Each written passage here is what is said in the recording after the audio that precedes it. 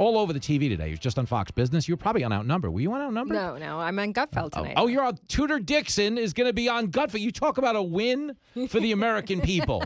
Oh, my goodness. Bursting into song right now. Great to see you. It's not with you, though, so that makes me sad. Ah, Tudor, don't butter me up. You trying to get a softball interview out of me? Yeah, that's right. Yeah. We did some hard-hitting journalism on your podcast last week. We did. Yeah, well, you're a journalist, right? No, I saw you on Fox Business today. You know where I've been today? I'm not even kidding. Like, besides the meth lab. I knew that. I was on Fox. I was on Fox and Friends.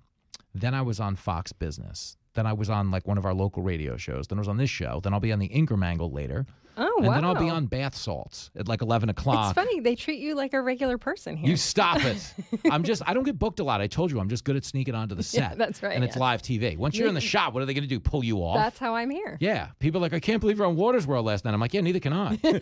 I'm like, neither can he. Neither can they. That's right. Did you ever notice he doesn't announce me? It's just like Kool-Aid. I come in on roller skates. I'm like, oh, this guy's here again. Oh, we have Jimmy I like this guy. Tudor Dixon. So let's talk about it. Me and you are not fighting. But people are fighting on docks.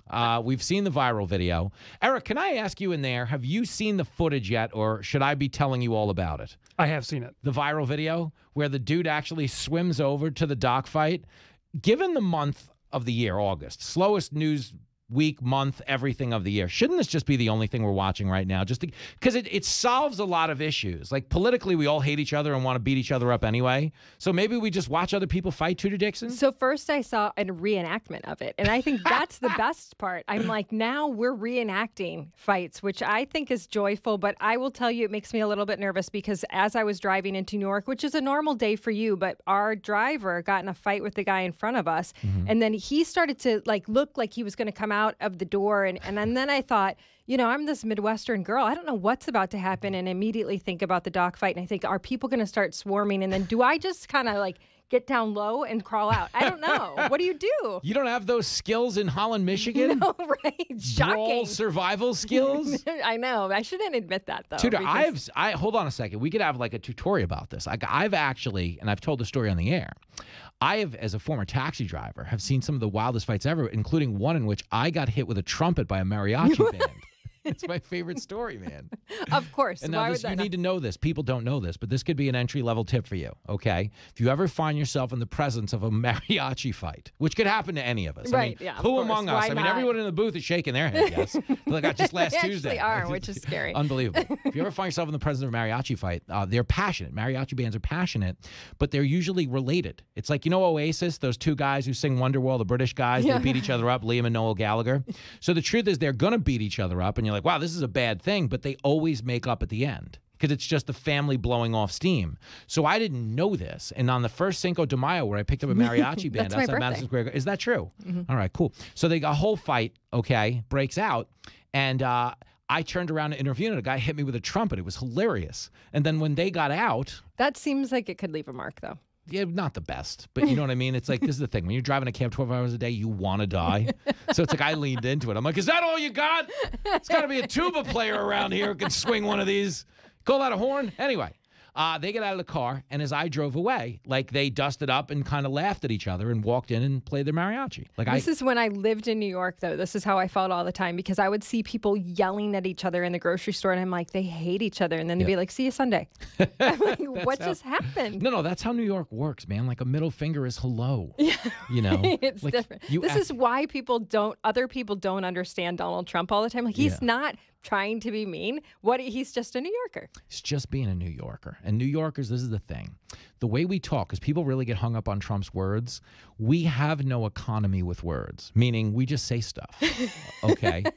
I'll give you an example. Like if you gave me a piece of pizza right now as a New Yorker, it would either be the greatest pizza in the history of pizza, or we should execute the owner of the shop, 23andMe, his outstanding relatives, and round them up too. And people are like, wow, he wants to kill the pizza guy. This makes a lot of sense when we just saw the World Cup. And then we saw him come out and say, nice shot, Megan. That was kind of funny. And I did tweet that Sweden, being sponsored by IKEA, did have to make their beds the night before. So it's even more demeaning, Tudor Dixon. Tudor Dixon's in studio against our better judgment. I kid, we love you, Tudor.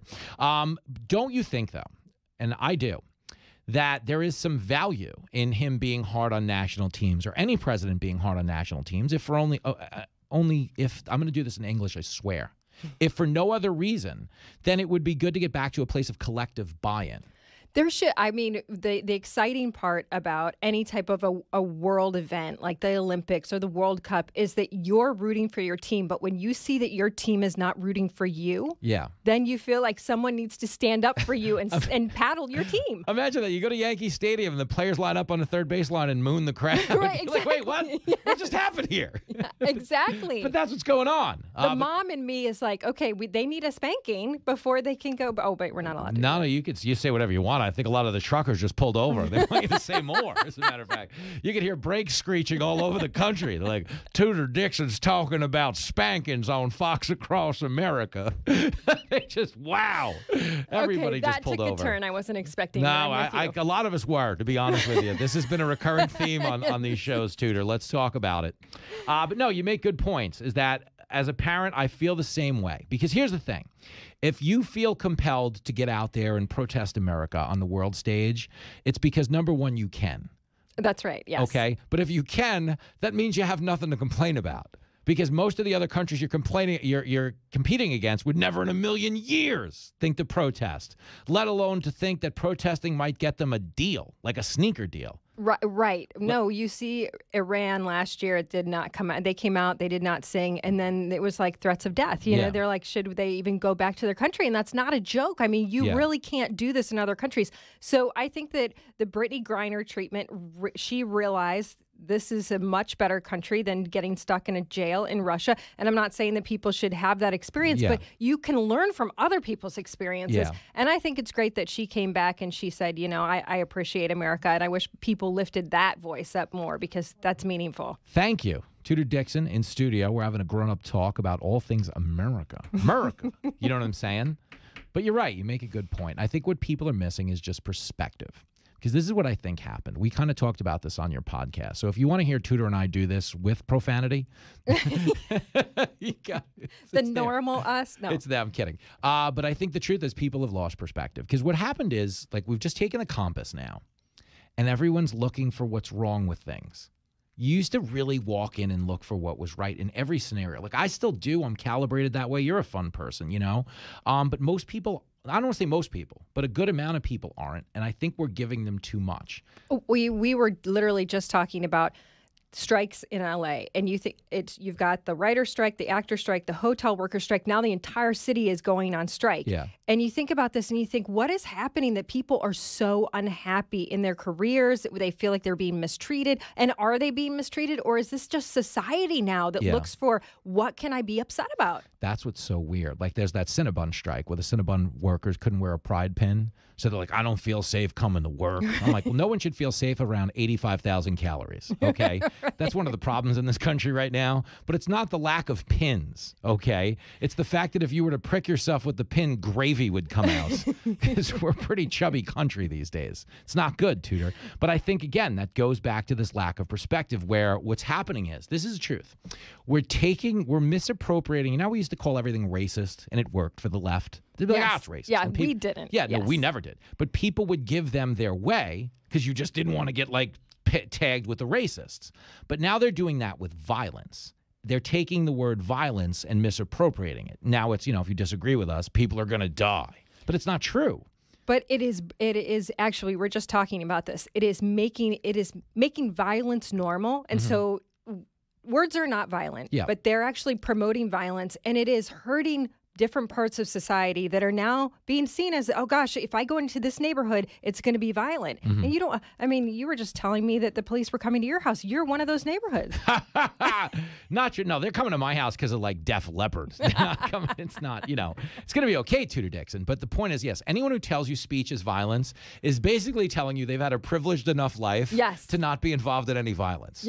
No, I've never been, like, punched in the head with a screwdriver in my taxi and been like, thank God he didn't call me a name, bro. Well, we just were also talking about the fact that you had a pretty happening conversation on the way here. This is our third. We were just talking. Continue. Well, you're driving in from Newark. I get it. Go ahead. You're passionate. You're excited. Go ahead. But same with the idea of education, because that has been attacked as racist. If you want people to be able to choose for education, that's been attacked as racist. And it's always the person that had the privileged life, that had the private education, that's like, well, it was okay for me. But if you try to take other kids out of their bad situation and put them in my situation, that's racist. Like, what? How does that work? How did that work? Yeah. But how did you get there? But that's just those words are violent. To full circle this, okay? Because we were just talking about Megan Rapinoe and the women's soccer team.